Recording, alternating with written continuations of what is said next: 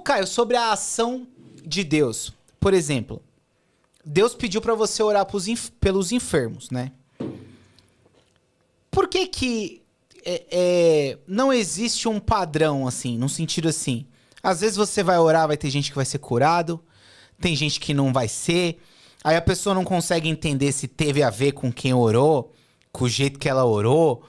Por que é uma coisa tão difícil de entender a ação de Por Deus? causa da religião e dos seus sacerdotes e pastores, que ficam dizendo, se você tiver fé, você será curado. Se você não tiver fé, você não será curado porque você não teve fé.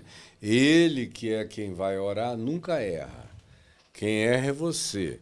É uma questão de controle e de poder. Por que Jesus me manda orar pelos doentes? Porque faz bem a mim.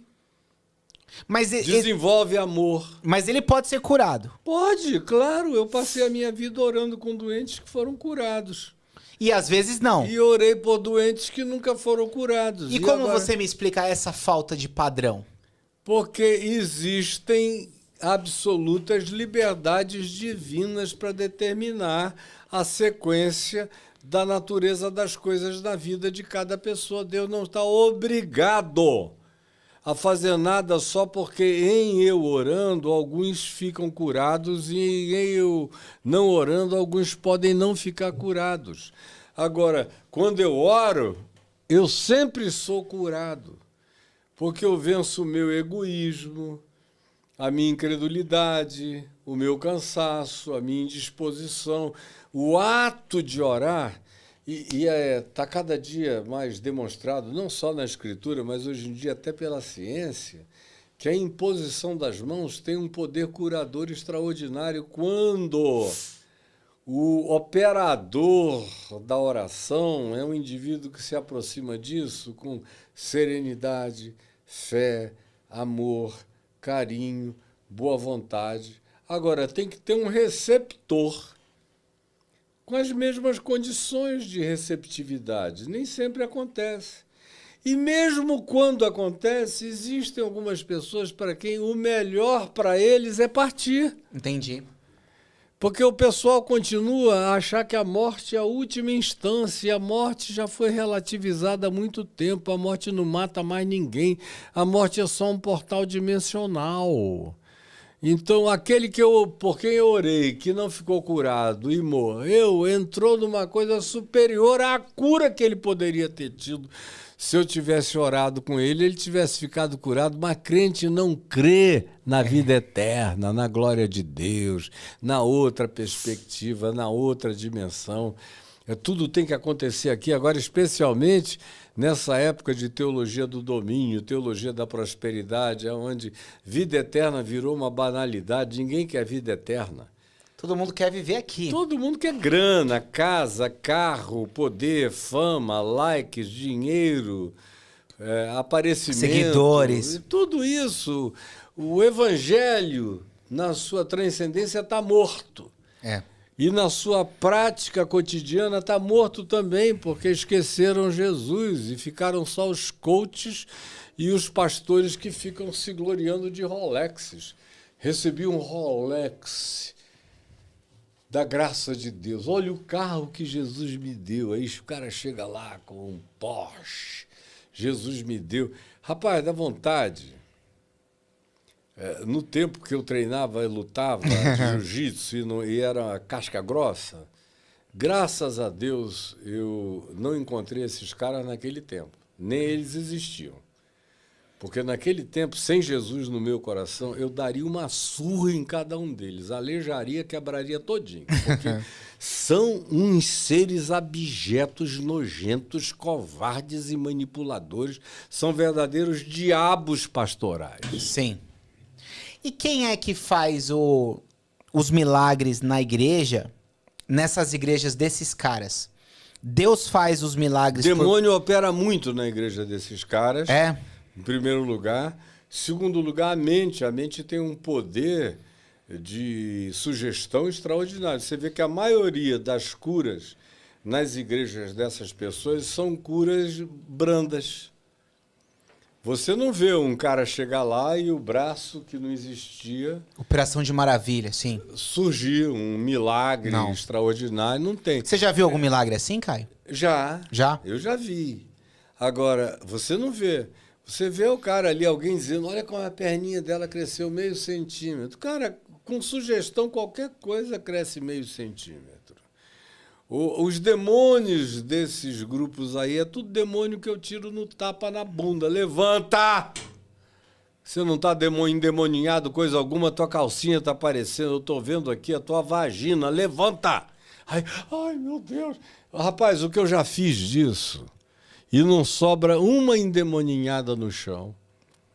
E endemoninhado desse tipo aí, eu boto para levantar puxando a orelha. E eles vêm, ai, pastor, na mesma hora o demônio vai embora.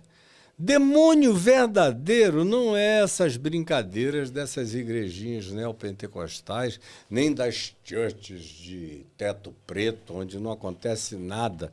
Só acontece a demonstração, são aqueles emergentes querendo aparecer. É um negócio de uma pateticidade carnal, nojenta, que não dá nem para descrever, mas o povo não enxerga. Por que não tem demônio no Velho Testamento? Porque não há esse tipo de ênfase. E a segunda coisa é saber perguntar de onde e quem são esses demônios. Você já viu algum pastor evangélico explicando quem são esses demônios? Não. Pois é. E no Velho Testamento, o que é que se manifestava? Eles estavam lá. Eles se manifestavam. Mas eram tratados em outra perspectiva. Eram chamados de loucos, lunáticos, eram afastados da comunidade, eram colocados fora do arraial. Leprosos. Se fossem renitentes, eram apedrejados. Entendi. E Jesus é que chegou e disse, deixa que eu cuido de todo esse povo que vocês não sabem tratar. Tá. Todavia, depois do exílio persa, os judeus aprenderam muito no exílio persa sobre o mundo espiritual, que eles desconheciam. Os persas ensinaram muito sobre principados, potestades, poderes, invisibilidades que os judeus não tinham. Os judeus eram muito toscos de visão espiritual. Toscos. Tanto é que você vê a escatologia judaica do Velho Testamento, o cara morria, caía na sepultura, que era o Seol, e acabou. Na melhor das hipóteses, talvez um dia, depois de tudo e todas as coisas, houvesse, quem sabe, uma ressurreição dos justos. Era o que de melhor se podia projetar. Agora, com Jesus, não. E antes de Jesus, já havia exorcistas. Jesus, você não vê Jesus em Mateus 10, Lucas 12, dizendo, por quem então expulsam demônios os vossos filhos? Sim. É porque já havia expulsão de demônios antes. Ou não tinha um exorcista ambulante lá em Lucas 19, que viu Paulo expulsar demônio à beça lá em Éfeso, em nome de Jesus? Aí disse, puxa, isso é mais fácil do que fazer aquele rito que a gente faz para tentar ver se acalma o possesso, é falar em nome de Jesus a quem Paulo prega.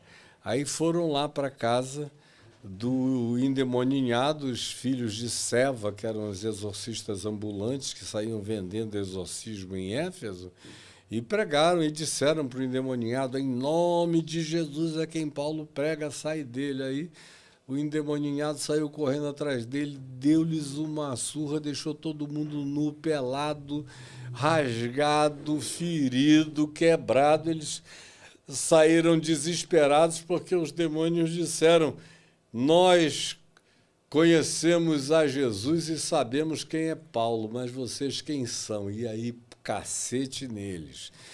Tem aquele herege famoso do primeiro século, né? Que é o Marcião, se eu não me engano. Isso. Que ele tinha aquela tese de que o Deus do Velho Testamento e o Deus do Novo Testamento são dois deuses diferentes, né? E é interessante, assim, que aos olhos de uma pessoa comum, até parece mesmo que o Deus do Novo Testamento é diferente do Deus do Velho Testamento, né? E eu queria que o pessoal me entendesse, não vai me colocar na banca dos hereges, não. Mas parece que o Deus do Velho Testamento é o Deus que mata, né? E o Deus do Novo Testamento é o Deus que morre. Como entender isso e a própria revelação do Deus que se revelou em Cristo Jesus, também naquelas coisas do Velho Testamento, e guerras e matanças e coisas assim. Eu queria que vocês explicassem um pouco dessa aparente discrepância de Deus. Deus mudou, Deus evoluiu. Como que é essa ideia? O Vitor tem a resposta. Pode deixar que ele sabe, né? Cara, olha, uma parte... E eu acho que é importante, antes de eu te responder por que o Deus da Bíblia hebraica ou do Antigo Testamento continua sendo o mesmo Deus do Novo Testamento. Do grego. Uma parte dessa história tem muito a ver mais com a nossa cultura do que com o texto. Eu acho que é importante a gente conseguir olhar para a nossa própria cultura e identificar onde que isso acontece para perceber que a gente chega até em elementos perigosos dessa história. O que eu quero dizer com elementos perigosos? Veja só. Marcião, quando faz essa distinção entre Antigo e Novo Testamento, ele faz essa distinção entre Deus do Antigo Testamento e Deus do Novo Testamento, não apenas fazendo uma distinção entre textos, ele também está fazendo uma distinção entre etnias. E isso é fundamental, tá? E isso é uma coisa que é importante a gente perceber que infelizmente aconteceu ao longo da história da cristandade. O que eu estou querendo dizer aqui? Eu estou querendo dizer o seguinte: o sentimento anti-judaico no mundo antigo já era uma coisa presente e que se intensifica ao longo dos séculos.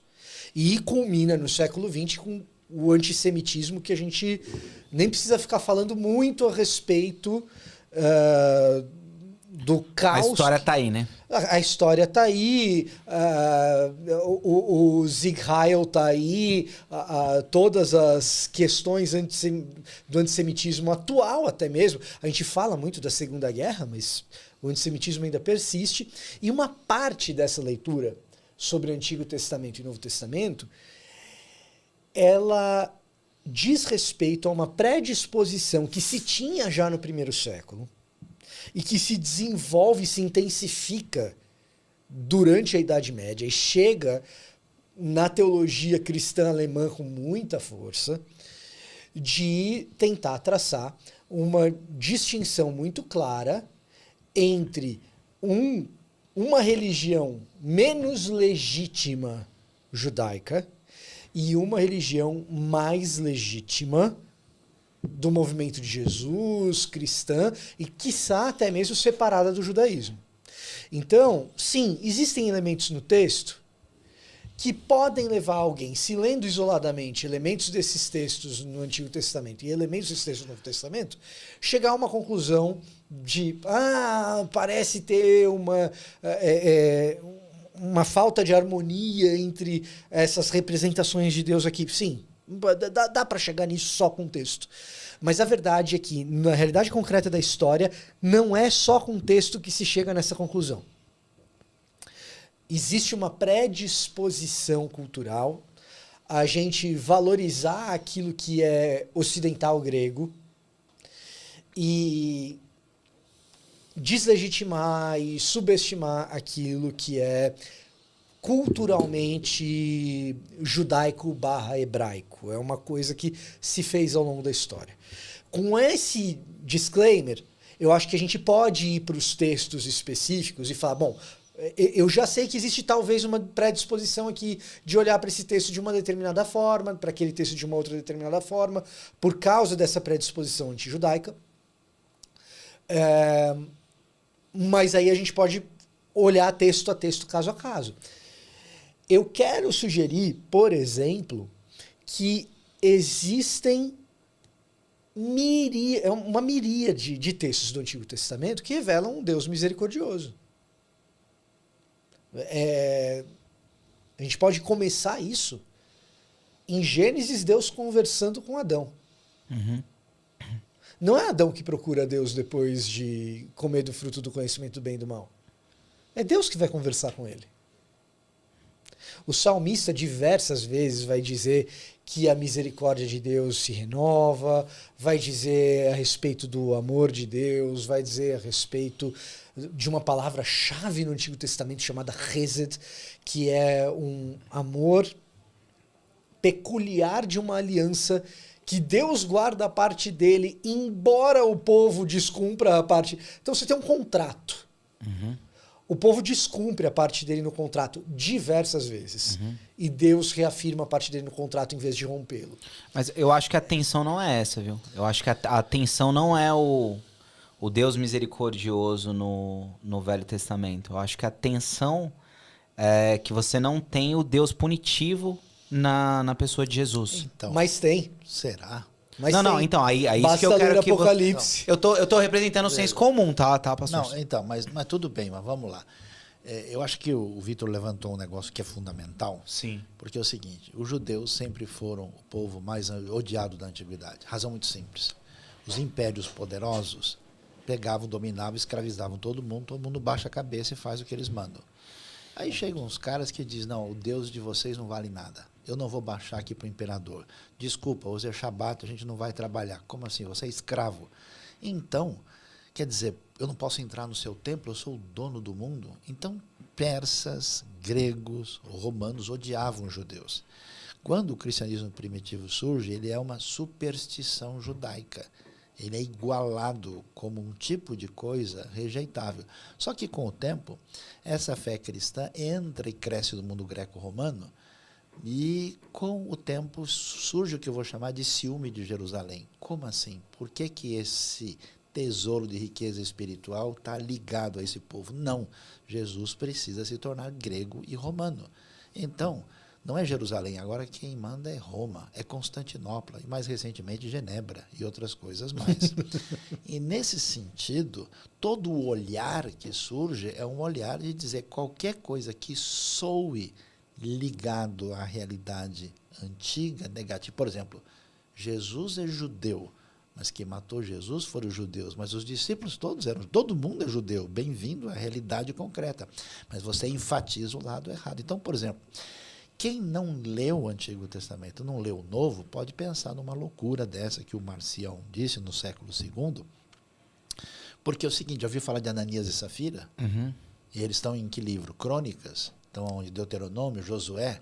Ou seja, fica claro que a razão de Atos 5, dos que mentiram para Pedro e mentiram ao Espírito Santo no relato de Atos, caem mortos na hora.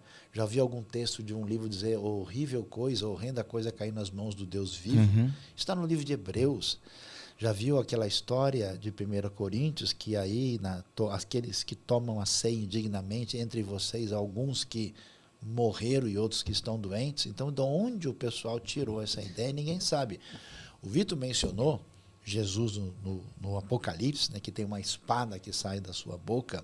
Todos os discursos apocalípticos, vamos dizer, ligados à segunda vinda de Jesus, fazendo de julgamento que Deus vai trazer. Então, o que Bíblia é essa que o pessoal está lendo? E muitos textos do Antigo Testamento, que são textos considerados violentos, são completamente mal entendidos. A única realidade, vamos dizer, violenta de fato, é a conquista da Terra Prometida, que tem uma série de discussões. O restante das guerras é sobrevivência de Israel, são atacados. No livro de Juízes, vieram os moabitas, vieram os de fora e escravizaram o pessoal. Aí eles se levantam e tem um juiz libertador. Mas os próprios critérios da lei, por exemplo, de punição de pecados com apedrejamento, coisas assim que vieram do próprio Deus, certo? Então, aí você tem que entender algumas coisas fundamentais. Primeiro, você está num contexto de realidade antropológica social que não é nem um pouco melhor do que no Novo Testamento, na época romana. Romanos 13 que o diga, quando a autoridade usa a espada e está falando, né, da gladius romana, que não é nem um pouco, aliás, é muito menos suave do que as antigas. E quando esse texto faz isso, um aspecto importante você tem todo um conceito no Antigo Oriente Próximo que não questiona nenhuma dessas atitudes, porque toda a sociedade antiga sabe que se ela priorizar a maldade do indivíduo em detrimento do grupo, o grupo desaparece. A nossa sociedade é altamente punitiva. Entendi. Dependendo do quê? Há pessoas no mundo livre. Pô, na Inglaterra, recentemente, uma pessoa orando em frente a uma clínica de aborto foi multada e correndo o risco de prisão. Nossa sociedade supostamente livres tem uma série de coisas que é punida de maneira severa. Depende onde e como e por quê. Então, assim, é um peso que você coloca exagerado numa realidade que, se você compara o mundo do Antigo Testamento com a realidade hebraica, ela é muito mais suave. Entendi. O problema é tentar fazer essa leitura com essa cabeça de hoje, do século XXI. O cara leu o Sermão do Monte e, em seguida, quer ler Deuteronômio achando que você está numa... Ele desconhece esse caminho histórico, né?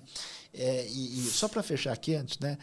E outra coisa importante é que a gente não entende como certas coisas dentro da realidade do contexto do mundo antigo são extremamente ameaçadoras para a sobrevivência dessa própria comunidade.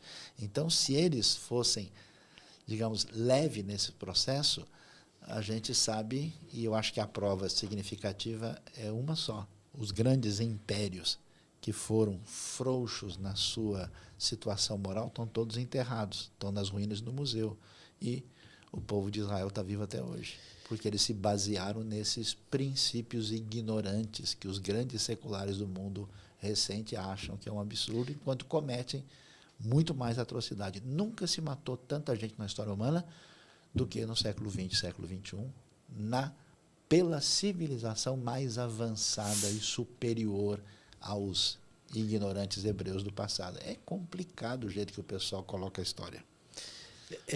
Uma das questões aí que a gente tem que colocar em perspectiva, que eu acho que é o que o professor Luiz Saião tá colocando para a gente, é o seguinte: não é meramente que a gente está alguns milênios afastado da história e a gente tem que entender a cultura. É mais do que isso, a gente precisa abandonar os óculos de superioridade moral. Essa eu acho que é uma das grandes questões. É comum que o leitor vá para o texto, qualquer texto, eu não estou falando aqui do texto bíblico, tá? É comum que um leitor vá para um texto pressupondo sua própria superioridade moral sobre os personagens, sobre a narrativa, sobre o desenvolvimento dramático da obra. Então, quando um leitor, ocidental principalmente, mas de maneira geral isso é humano, quando um leitor ele vai para uma obra como Senhor dos Anéis que seja, é natural que, ao fazer a leitura daquela obra, ele mesmo, com a sua régua moral, baseado nos princípios culturais do lugar onde ele cresceu, meça os personagens, o drama e a narrativa, e atribua a esses personagens, a esse drama, a essa narrativa, quem é herói, quem é vilão, quem é moral, quem é imoral e por quê. Agora, ele já estabeleceu essa régua moral antes de ir para o texto propriamente dito. É com a moral dele, da cultura dele, que ele vai fazer esses julgamentos sobre qualquer obra. E é razoavelmente natural que com o texto bíblico se faça o mesmo, que um leitor comum, ao ler o texto bíblico, ele tenha a sua própria régua moral formada pela escola que ele frequentou, formada pelos pais que ele teve, a educação que ele teve em casa, formada pela cultura do país dele, se é mais urbana, se é mais rural, dependendo de onde ele cresceu, ou se é mais conservador, ou se é mais progressista, e ele vai para o texto bíblico e ele vai tentar enxergar e medir o texto bíblico a partir desse tipo de moralidade. Costumeiramente, a gente que é ocidental tem um vício a mais, que é, pra gente que é ocidental, a cultura ocidental sempre é superior às outras. A última bolacha do pacote. É a última bolacha do pacote. Então, você vai na academia, tem alguns acadêmicos, alguns estudiosos, principalmente o pessoal de humanidades, que vai insistir muito pra gente falar assim, não, peraí, a gente tem que ser antropologicamente mais neutro, a gente tem que entender que o Ocidente praticou um etnocídio, que a nossa percepção ela é etnocêntrica. E aí, quando você vai falar, por exemplo, de povos originários, de povos indígenas, toda essa turma tá tentando puxar você para a realidade de que, peraí, será que você é tão superior mesmo a esse povo originário, a esse povo indígena? Olha, pode julgar, né, o que eles fazem. Será que você pode julgar o que eles fazem? Olha o tipo de linguagem que você está usando em relação a eles. E eu não acho que esses acadêmicos estão errados ao fazer. Uhum. Só que, quando a gente vai para um texto... Estão sendo meio que hipócritas, né? Outro povo originário. Sim. De um outro, É. Alguns podem ser hipócritas, dependendo de como se portarem. Quando a gente vai para um texto do Antigo Oriente Próximo, a gente precisa fazer esse mesmo exercício, que é, dentro do Antigo Oriente Próximo, a régua moral e as circunstâncias são completamente diferentes. Uma das coisas fundamentais para se entender o que está acontecendo ali do ponto de vista da violência é que, embora o texto da Bíblia hebraica seja o texto que sobreviveu, a gente tem o Código de Hammurabi, mas ele não é exatamente acessível para todo mundo. Ele não é um texto sobrevivente na cultura. Ele é um texto sobrevivente no artefato. Você vai no museu, você vê o Código de Hammurabi. A gente tem documentos egípcios, regra de Amenemope, por exemplo, que sobreviveu em Provérbios 22. Mas ele não é exatamente acessível. Ele não é exatamente constituinte culturalmente de tudo que a gente vê. E a gente esquece que, nesse caso, o caso da Bíblia hebraica, aquela máxima que diz que o vencedor conta a história no final, nesse caso a gente tem uma exceção, não é o vencedor contando a história. Uma das coisas que a gente tem que entender é que quando a gente pega a Bíblia hebraica na mão, quando a gente pega o Antigo Testamento na mão, a gente está lendo o texto produzido pelos oprimidos. É o povo menor. É o povo que tem menos exército, é o povo que tem menos contingente militar, é o povo que tem um menor número de carruagens, que tem menos equipamento militar. E ainda Nem se compara. E exatamente por isso, quando esse povo é um povo resistente, ele atrai para si ódio de todos os povos ao redor. Mais que isso, quando você olha para o texto desse povo, é só um povo como esse, absolutamente minoritário, dentro do seu contexto histórico-cultural, que vai conseguir produzir, e aí vem o meu lado confessional, que eu vou dizer que não basta isso, há também um fator inspiracional da parte de Deus, tem que ser de Deus um negócio desse, que vai dizer o seguinte, olha, quando você for para a guerra, você já tem um contingente menor, tá? Aí você lê lá Deuteronômio 20.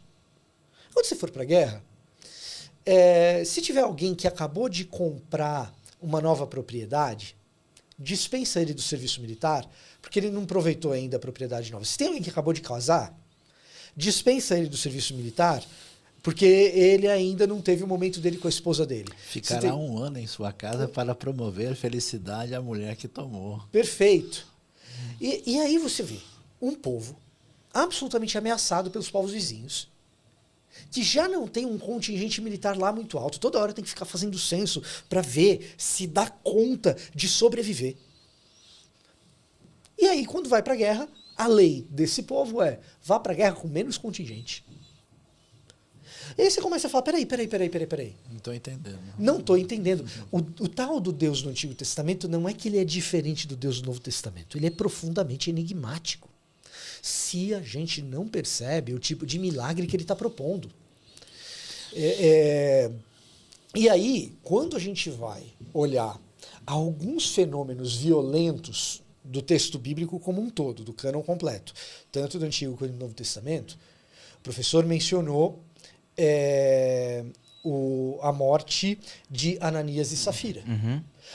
A morte de Ananias e Safira não é tão diferente de pelo menos 2 episódios do Antigo Testamento. Uhum. Ofni e Finéias, filhos do sacerdote Eli, e Nadab e Abiú, filhos de Arão. E você fala assim, caramba, que Deus é esse que fulmina duplas? E todo aquele imaginário do sumo sacerdote, a coisa de entrar com uma corda amarrada e toda essa coisa. Pois então, aí você vai ler o episódio de Nadab e Abiú, que é o primeiro deles, e tem algumas dicas, alguns elementos no texto que são, para nós, talvez, completamente estranhos, mas dentro de um contexto do Antigo Oriente Próximo, você começa a perceber, opa, tem algo de diferente aí, nesse Deus enigmático que está propondo um negócio completamente diferente de todos os povos circunvizinhos. Deus está lá, na tenda, E o povo celebra o fato de Deus se manifestar. Antes do fogo consumir Nadab e Abiú, o fogo, logo antes, episódio anterior, o fogo consome o holocausto. E todo o povo tem acesso à espiritualidade. Todo o povo tem acesso a Deus. Todo o povo consegue se aproximar de Deus. O povo inteiro. E de repente, os dois filhos do cara, porque toda a sociedade tem alguém que é o cara. O cara nessa sociedade aí era Arão, que era o sumo sacerdote. Os dois filhos do cara resolvem trazer essa espiritualidade e o acesso a Deus para si. Opa, é muito legal isso que o povo inteiro está celebrando. Que tal se nós dois, que somos os filhos do cara, começarmos a controlar o acesso a Deus e a espiritualidade? É nesse contexto que Deus coloca um ponto final. Isso não vai acontecer. Não haverá uma elite que me controla entre vocês. Isso existia quando vocês estavam lá no Egito. O sacerdote de On, o Potífera, sogro de José, era esse tipo de cara. Os sacerdotes de Heliópolis eram esse tipo de sujeito. Agora, Ofni e Finéias não vão fazer isso, Nadab e Abiú não vão fazer isso, e mais tarde, Ananias e Safira, só porque são ricos, também não vão. É isso que o Vitor está levantando, que me parece, para deixar a coisa mais clara, é o seguinte. Você vê uma cena de um filme, você vê um cara com a faca na mão cortando a barriga de alguém. Você fala, nossa, que absurdo, o cara está cortando. Ah, não, peraí, agora que eu vi melhor é um cirurgião. Eu pensei que era um assassino. Então, quando você não tem o contexto, não sabe o que está acontecendo, não tem o pano de fundo, a sua leitura pode ser a mais absurda possível. Para exemplificar, por exemplo, pouca gente imagina, os israelitas estão entrando em Canaã. Ok, Canaã é a terra a ser conquistada. Primeira coisa, eles viviam lá, saíram de lá no momento de fome, desceram para o Egito, passaram o período longo e estão retornando do lugar para onde estavam. Quem é que tem o poder sobre Canaã? O Egito. As cartas de Tel el-Amarna comprovam isso. A arqueologia mostrou o gerenciamento. Então, quando os israelitas entram, eles estão entrando no quintal dos seus maiores opressores que juraram a sua destruição. Então, hoje, por exemplo, se você falar, olha, uma superpotência mundial invadiu um país pequeno e eles estão reagindo, todo mundo bate palma para a reação. Mas, se a pessoa não entende o que acontece no ambiente do Antigo Testamento, qual é o cenário cultural, por exemplo, se alguém falou assim, que absurdo, Deus precisa de sangue de bicho, precisa de animal, que coisa mais sangrenta, desnecessária, né? Não vejo sentido em matar uma ovelha e um boi para oferecer a Deus. Bem, meu amigo, dê uma voltinha no Oriente Próximo e conheça uma tribo beduína. Eles não têm Carrefour e pão de açúcar. Eles vivem no deserto. A única coisa que eles têm é ovelha e cabra. Uma tribo nômade do deserto, como os antigos hebreus, eles não têm outra coisa para oferecer. É ignorância antropológica do pessoal. Não existe um monte de alface, alpiste, sei mais o que, para o pessoal oferecer. Eles só podem, de maneira concreta, oferecer para Deus o que eles têm. Eles não têm nenhum problema de oferecer um carneiro, porque eles comem isso com frequência. Então, eles comem carne, eles comem tâmara e leite de cabra, ovelha e, de vez em quando, de camela. Ok? Então, quer dizer, você tem... Não é só uma ignorância assim, porque nós temos uma perspectiva ocidental que nós somos a última bolacha do pacote, é o desconhecimento de todo o pano de fundo do ambiente histórico, do ambiente cultural. E quando você olha e compara a realidade do mundo antigo, então, outra coisa que o pessoal não entende, a Bíblia apresenta para a gente um desdobramento, agora falando teologicamente, da revelação bíblica, quando o conhecimento de Deus vai se descortinando diante de nós. Então, não é assim que a revelação chega com a teologia final bíblica para a gente. Tá. Ela pega Abraão. Quem é Abraão? o pai da fé, um idólatra da Mesopotâmia que vivia do outro lado do rio, Josué 24:2. À medida que Deus entra na história deles, que não são referência de nada, são cheios de erros e equívocos, e não é o que eles fazem são referência, a narrativa mostra o que eles fizeram, não bate o martelo dizendo tá ok para elas. Quando eles caminham nessa jornada, você vê um contraste da maneira como as coisas são vistas no mundo antigo e como esse elemento do encaminhamento de Deus vai aparecendo na história e vai se descortinando gradativamente até culminar na bendita pessoa de Cristo Jesus, nosso Senhor. Então, falando no português, claro, a ignorância que astravanca o progresso. Se a gente não entende errado, sai errado. Uma outra coisa é que, às vezes, a gente não presta atenção nos detalhes do texto. A leitura apressada também atrapalha. Então, a ideia, por exemplo, do sacrifício, que o professor Sayão colocou. Cara, a ideia do sacrifício, como a gente está, às vezes, habituado a uma imagem pré-concebida do que é um sacrifício, a gente deixa de olhar os detalhes que o sacrifício tem. Cara, eu acho fascinante. Uma pessoa que acha matar um animal para oferecer a Deus uma coisa talvez um pouco estranha, ou tétrica, ou desnecessária, ou até repugnante, eu consigo entendê-la. Agora, quando você para prestar atenção nos detalhes do sacrifício, você é capaz de descortinar algumas coisas que são fascinantes. Eu acho fascinante a ideia de que no sacrifício, o sacerdote, ele está comendo com Deus. Ele come uma parte do sacrifício. E aquilo é o povo representado pelo sacerdote na mesma mesa que Deus comendo um churrasco, cara. Quando a gente olha para o detalhe do sacrifício e tenta entender nos detalhes o que aquilo ali está representando, aquilo que, para usar as palavras do Frank Gorman Jr., qual é a encenação que está sendo feita ali, cara, que Deus é tão próximo que convida a gente para sentar à mesa e comer com Ele. Entendi. A dinâmica da mesa sempre teve presente, né? A dinâmica do sacrifício é, em grande medida, uma dinâmica de mesa, por isso que ela envolve alimento. Quando não dá para ter carne, a gente vai ter cereais. A dinâmica da alimentação, ela é fundamental para a gente entender sacrifício. Tá. Não são todos os sacrifícios em que existe alimentação, mas... Quase todos. Quase todos. Tá? Então... quando você olha para alguns detalhes fazem muita diferença. Quer ver um outro? Total, né? Diferença total. Tem diferença total. Quer ver um outro? Conquista de Canaã, o professor mencionou. Então, a gente já tem na cabeça agora o seguinte: quando o povo está entrando no Levante, saindo do Egito e entrando na região do Levante, o que eles estão enfrentando no sentido de face a face, estar de face a face. O que está na cara deles? Seria mais ou menos o que a gente chamaria hoje de colônias. Mais ou menos. Colônias egípcias. Que estão lá, mas são povos, vários povos, que foram ali dominados. E que têm as suas próprias cidades. E aí a mais famosa delas, quando a gente fala de conquista da região do Levante, é Jericó, obviamente, por causa das muralhas. E por causa de Josué e da maneira absolutamente miraculosa que as muralhas ruem depois de 7 dias dando voltas em torno delas em silêncio e tal. Detalhes. Detalhes são importantes.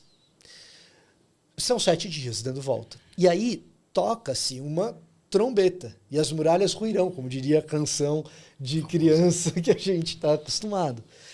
E... se você é um evangélico raiz, pentecostal talvez, você sabe que tocar trombetas é tocar chofar. Sim. Essa é a palavra comum que a gente usa para o chifre de carneiro, que era um berrante. Na prática era um berrante, que é como se fosse a trombeta. Nessa passagem, não é chofar que está lá. É Yabel ou Yobel, que é o mesmo vocábulo que a gente usa para uma outra passagem muito famosa, o ano do jubileu, que não são 7 dias, são 7 semanas de anos, para que ao 50º dia tocasse-se a trombeta, o berrante, e anunciasse-se dor, uma libertação, a liberdade. E aí você está vendo essa narrativa, e de repente tem o berrante sendo tocado. E você fala assim, tá, será que vai vir libertação também? Porque se você está prestando atenção no detalhe.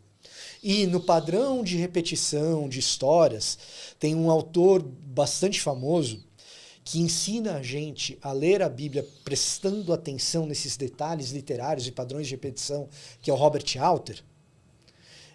Se você começa a olhar esses padrões de repetição, é razoável você pensar assim, será que vai ter libertação aqui? Porque o que você está esperando no padrão natural da narrativa é a destruição do povo, é a destruição das muralhas e uma vitória militar, uma conquista militar. Poxa, será que vai ter libertação aqui? E tem, cara.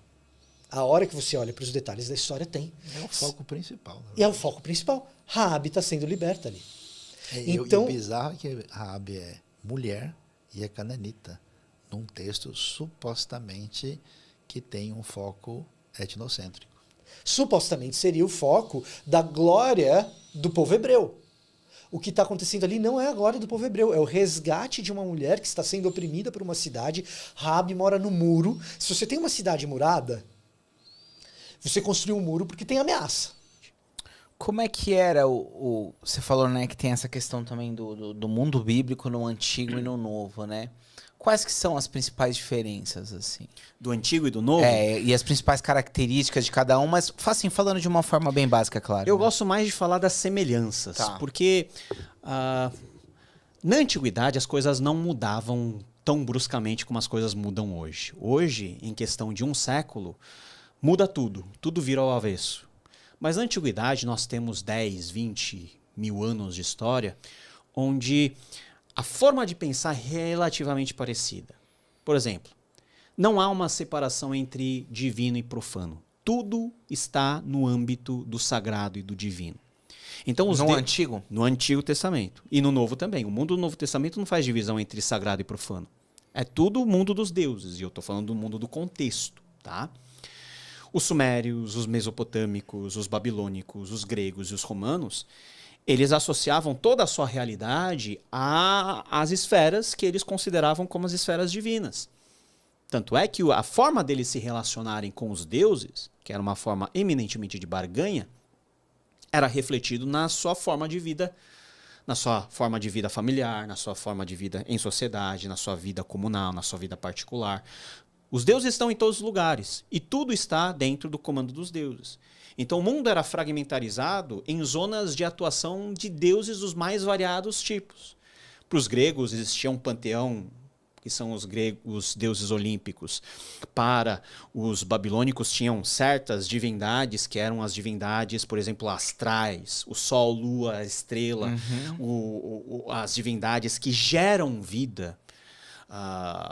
E tudo isso fazia com que as pessoas tivessem uma vida, e novamente usando o termo de forma anacrônica, muito mais religiosa, em termos da consciência de que não existe coisa secular.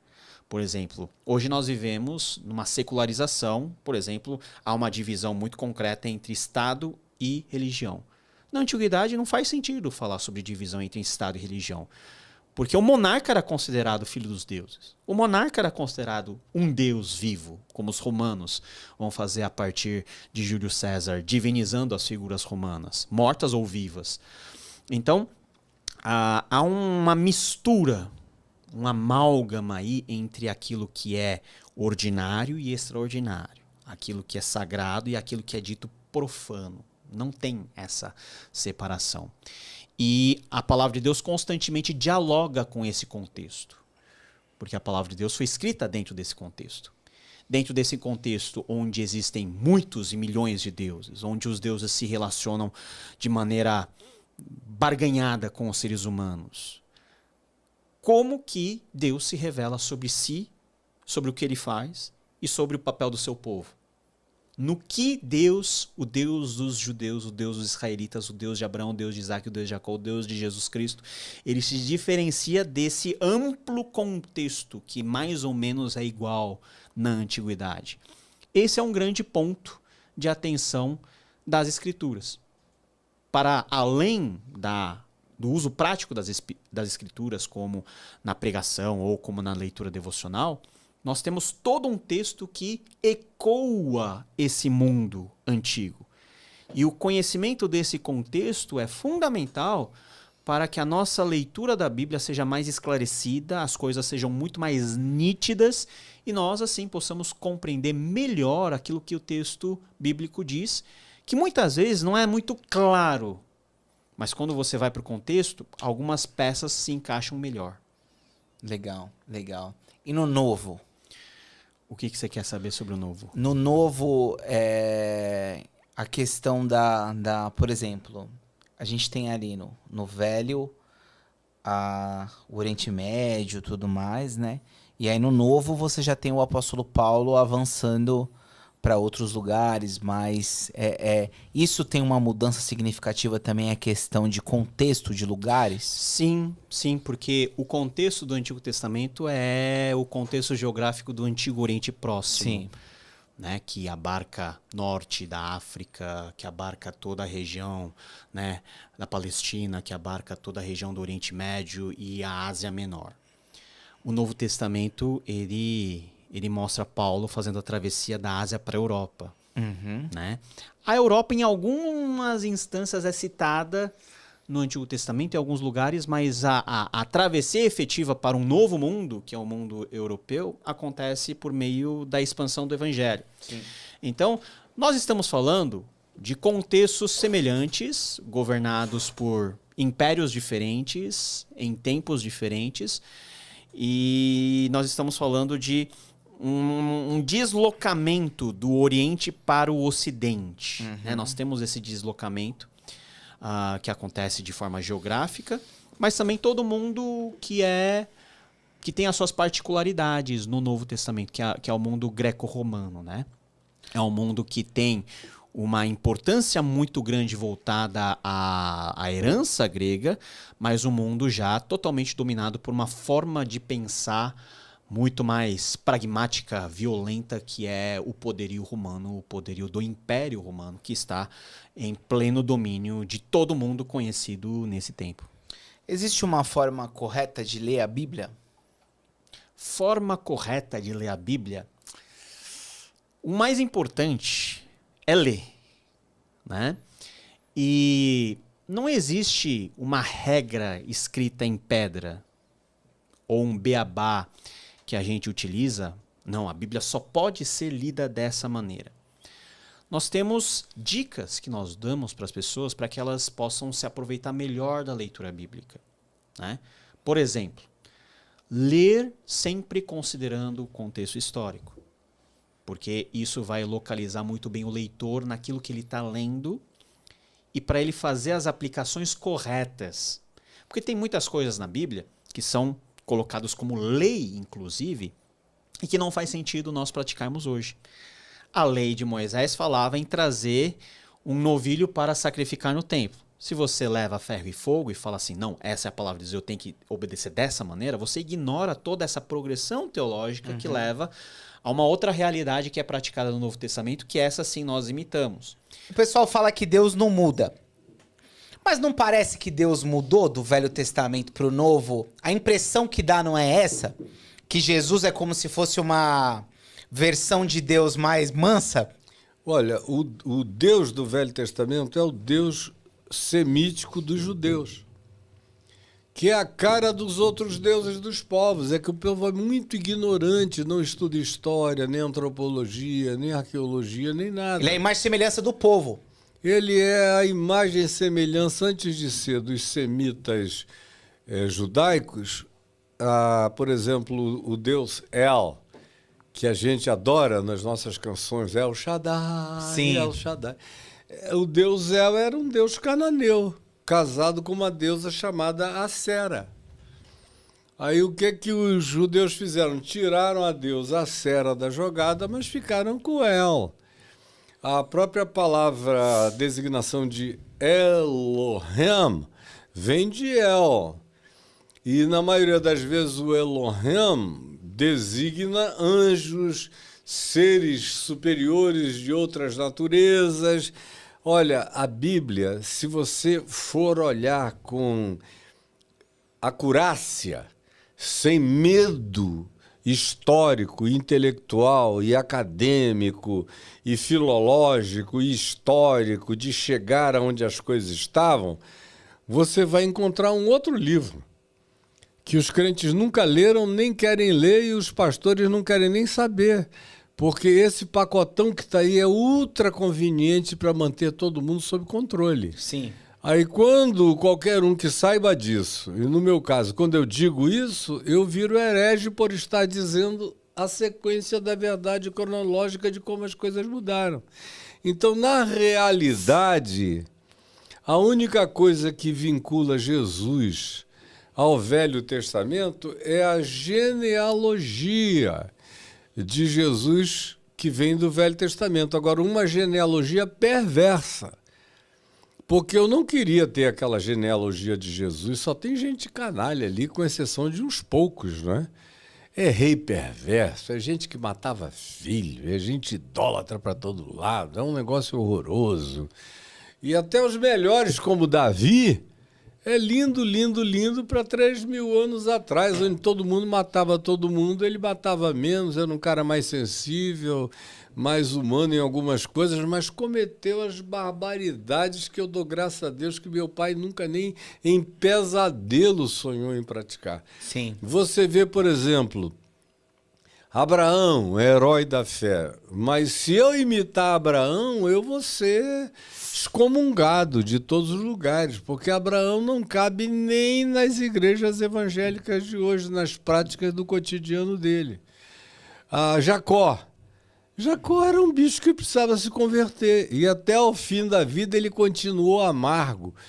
Lá no Egito com José, quando o faraó perguntou quantos anos você tem, aí ele falou aquela quantidade de anos, que chegava perto de 200, ele disse, os meus dias foram poucos e maus, um cara amargurado, que gerou 12 filhos, dos quais 2 não eram ruins. Um era muito bom, que era José, e o outro era um cara tímido, Benjamim, e muito sofrido, nasceu de um parto de dor, onde a mãe morreu, e passou a vida inteira ouvindo dizer que um dos irmãos dele, o mais próximo a ele, que era José, tinha morrido, vendo o pai chorar, e os outros 10 eram uns canalhas, que não só quiseram matar o irmão, só não mataram por uma intervenção e uma circunstancialidade, tudo por ciúme e inveja, e que praticaram estupros, praticaram genocídios, praticaram... É só ler o Gênesis que os caras não leem a Bíblia. Aí ficam falando do leão de Judá. Mas, meu Deus, Judá foi um cara porco. É. Porco. Leia lá em Gênesis. Comece a ler do capítulo 17 para frente e ver quem que você admira dentre as 12 tribos de Israel. A não ser José, que não teve nenhum nome contado entre as 12 tribos. Foram os 2 filhos dele, Manassés e Efraim. Agora, o próprio José, que era um homem bom e de caráter, estava longe de ser uma figura aceitável pelo meio cristão nos dias de hoje. Sabe por quê? Ele praticava adivinhações. Está escrito no livro de Gênesis. O copo de adivinhações de José. Ele foi também educado na cultura egípcia. Ele aprendeu aquilo tudo ali.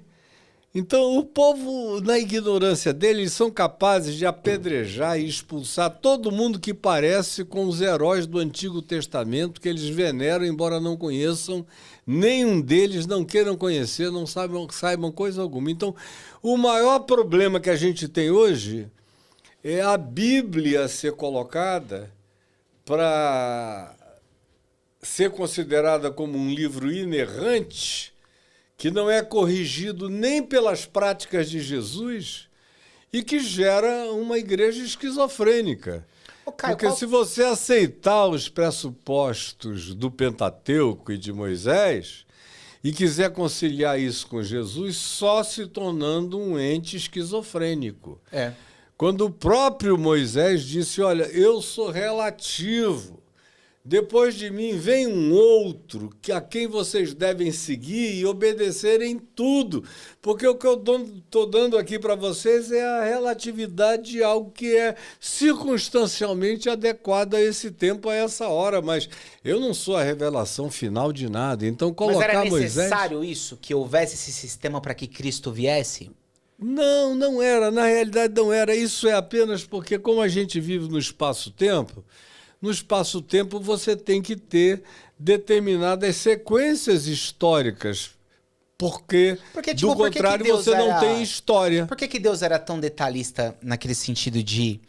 Quem disse que era Deus e não era Moisés? Digo assim, tem que entrar um só e se entra amarrado numa corda. Sinceramente, na realidade, quando Moisés subiu o Monte Sinai, eu não consigo ver o eterno, glorioso, o Senhor de todas as dimensões e universos, presente, fazendo barulho, fumaça, cangô de trombeta. Aquilo ali era muito mais uma manifestação de anjos. Aí alguém diz, o Caia já vem com outra heresia. Não! Leia Hebreus. Hebreus diz que o Velho Testamento foi dado, todo ele, pela mediação de anjos. Então, Moisés subiu ao monte, ele recebeu a lei de anjos.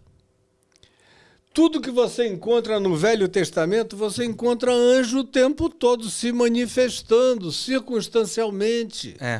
Mas não dando nada que seja definitivo. O definitivo só aparece em Jesus. Antes de Jesus, as coisas são relativas. Ô, Caio, por que tanta ordenança, tanta coisa, tanta coisinha pequena? Imitação do Código de Hammurabi, de onde Abraão veio. 300 anos antes de Abraão, surgiu o rei Hammurabi, que foi um cara extraordinário, um legislador, e a lei de Moisés é um chupes do Código de Hammurabi. O Código de Hammurabi era muito melhor. Tinha muito mais detalhamento, tinha inclusive o que fazer com médico canalha, com bruxos, com feiticeiros, com gente mentirosa, com um monte de coisas, tinha prescrições variadas, que você encontra a repetição delas na lei de Moisés. Então também não tem nada original na lei de Moisés. Não tem um mandamento original na lei de Moisés, que não tenha vindo de outros. Aí quando você começa a estudar os egípcios, os hititas, os outros povos da terra, você vai vendo a semelhança toda entre todos eles. Por exemplo, eu estava agora, há 20 dias atrás, no Egito, e com um grupo de pessoas e uma equipe de televisão filmando um documentário comigo. Eu fui mostrando para eles como a maior parte dos templos egípcios são uma maquete, são uma manifestação arquitetônica maior do que a maquete do templo do rei Salomão e do tabernáculo de Moisés. Mesma estrutura? Mesma estrutura. Você entra, tem uma entrada, depois logo tem um átrio, depois do átrio tem um santo lugar, aí você anda, e você entra num lugar onde só o sumo sacerdote especializado entrava. É tudo a mesma coisa. Você chega num templo de Karnak, por exemplo. O adorno todo do templo de Karnak são cordeiros e carneiros para imolação. Bem antes Mas muito antes. Moisés não tinha nascido ainda e já estava lá. É o que você lê, por exemplo, no profeta Malaquias, no capítulo 1, no verso 11, quando ele diz aos judeus, quem me dera houvesse alguém que fechasse as portas desse templo. Sim. Aonde vocês reúnem a iniquidade com ajuntamento solene e me oferecem esses sacrifícios nojentos, porque vocês não sabem que meu nome é glorificado entre todas as nações da terra, onde me são oferecidos holocaustos, oferendas e incensos muito mais puros e sinceros e honestos do que vocês me oferecem nesse tempo. Fala pra Elias, né? Igual você, tem vários outros que não se dobraram, né? Muitos. Isso ali em Israel, mas tinha muito no mundo inteiro. Ou você lê Romanos no capítulo 2, Paulo dizendo que os gentios que nunca souberam da lei de Moisés, nem de lei nenhuma, tinham uma lei posta por Deus no coração deles. E que eles se orientavam por essa lei, e por essa lei eles seriam justificados, e todo mundo saberia disso no dia em que Deus abrir os segredos dos corações da humanidade. Está escrito em Romanos capítulo 2, verso 16. A mesma coisa é repetido por Paulo em outros momentos do Novo Testamento. E o final da Bíblia, que é a Nova Jerusalém, vem gente de todas as nações, de todas as línguas, de todos os povos, de todas as culturas. E não é porque viraram cristãos, nem judeus, nem coisa alguma, é só porque são humanos que ficaram embevecidos com a luz do Cordeiro e vão à Nova Jerusalém, cuja árvore da vida, as folhas dela servem até para a cura de todos os povos que vão lá, e está aberta em todas as direções, sem acepção de pessoas, e é onde não há santuário, não tem templo judaico, não tem templo cristão, não tem templo de ninguém. Andei por ela e não achei santuário. Só o que havia era a luz do Cordeiro. Nem o próprio Cordeiro visualmente estava manifesto, era só o resplendor daquela glória, daquela luz. Não tem nenhum lugar de trono para você chegar dizendo: eu cheguei bem pertinho do trono de Deus. Porque tudo isso estaria entronizado no coração, como Jesus já disse que seria há muito tempo. Mas é que crente é fetichista. Se você começar a dizer, eu começar a dizer que esse copo aqui e essa água tem poderes milagrosos, e eu fizer isso há alguns anos, cara, milhões de pessoas vão pedir o meu copo com a minha água milagrosa e vão gastar qualquer dinheiro, porque é todo mundo pagão. Surgindo dentro desse contexto. Você lê na literatura dos Macabeus, por exemplo, os mortos, os heróis mortos, né, sendo honrados, ou sacrifícios sendo feitos em memória dos mortos para o resgate e a remissão daqueles que já morreram. Coisa que o Antigo Testamento não prevê em nenhum lugar. O sacrifício é em favor dos vivos, não para os mortos. Então essas divergências teológicas, tá? E tudo isso que eu expliquei até agora... Então por isso que o católico faz missa de sétimo dia, essas coisas, né? A relação que o católico tem com os mortos, com os santos que morrem, muito disso vem dessa bagagem ancorada nessa literatura.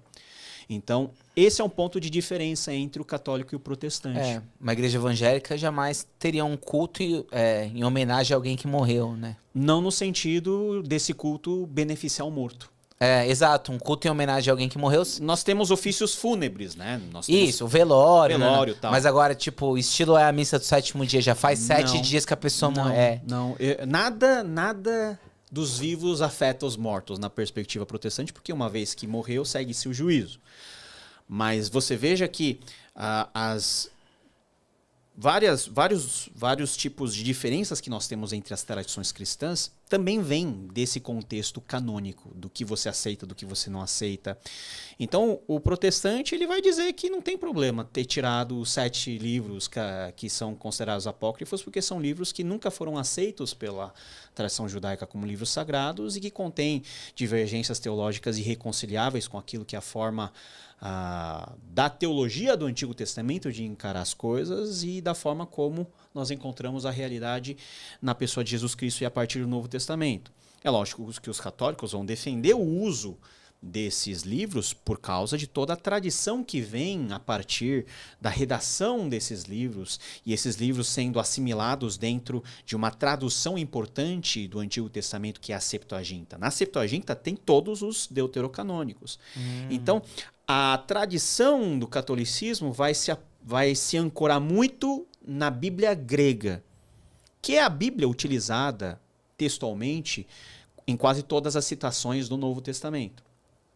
Mas não no que tange aos próprios apócrifos. Os apócrifos não são citados nominalmente como escritura a partir do texto grego.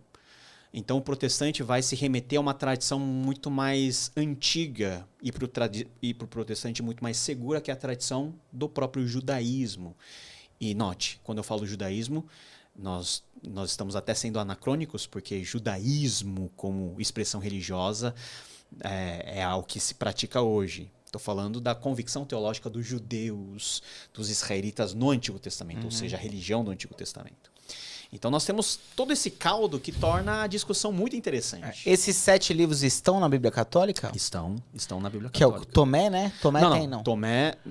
Tomé é um apócrifo, mas não tá lá. Vamos explicar bem. Nós temos esses apócrifos que estão na Bíblia Católica, mas só no Antigo Testamento. Ah, tá. No Novo Testamento, católico e protestante vai concordar. São 27 livros. Ponto. Morreu o assunto. Ah, tá bom. No catolicismo, na Bíblia Católica, nós temos acréscimos, livros a mais. No Antigo. No Antigo Testamento. Adições.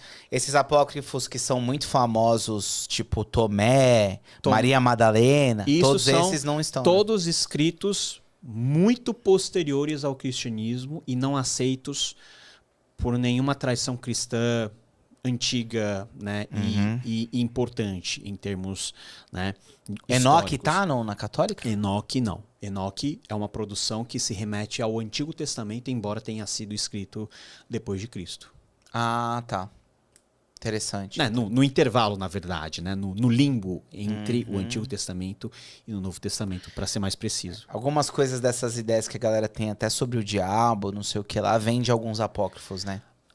Também, né, nós temos alguns apócrifos que lidam com essa questão. Por exemplo, Tobias lida com alguma questão assim. Mas o Antigo Testamento, no geral, fala muito pouco do mundo espiritual, principalmente do mundo demoníaco, do mundo, né, do time de Satanás. Fala muito pouco. Satanás em si é citado poucas vezes. Você pode juntar as ocorrências da palavra Satanás, não dá o dedo de uma mão, por exemplo. No Novo Testamento é que nós vemos a efusão dos seres espirituais do mal, o diabo, o demônio. Você tem que colocar a mão assim nas páginas para o demônio não saltar de tanto demônio que tem. Né? Eu fiz um episódio com o Vailate, inclusive eu vi que ele comentou aqui sobre esse assunto, né? E eu acho muito engraçado essa questão de no Antigo Testamento não falar tanto de demônios. Inferno não fala, né? Essas coisas, né? Não. Isso é uma coisa que se fala mais no Novo Testamento, né? O Vailate tem um livro que fala Tem, sobre isso, tem. demonologia, né? Mas a Bíblia é um livro interessante porque a teologia ela é construída progressivamente. Então, é como se fosse uma grande história. Você não tem o final na primeira página. Você vai construindo o enredo, tem as crises, tem os plot twists, tem tudo isso que vai para o final. Então, há uma progressão narrativa. Junto com essa progressão narrativa está a progressão da revelação da teologia mais ampla.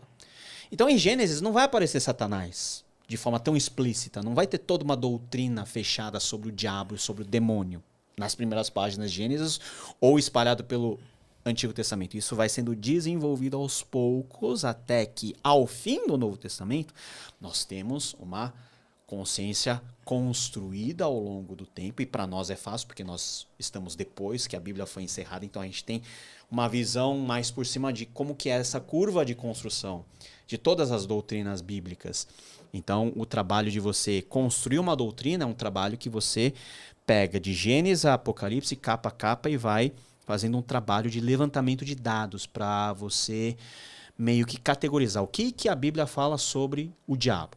Vai procurando todas as ocorrências, vai vendo como que o negócio vai sendo desenvolvido e chega a ser uma resposta. O diabo é assim, ele tem essa característica, faz isso e assim por diante.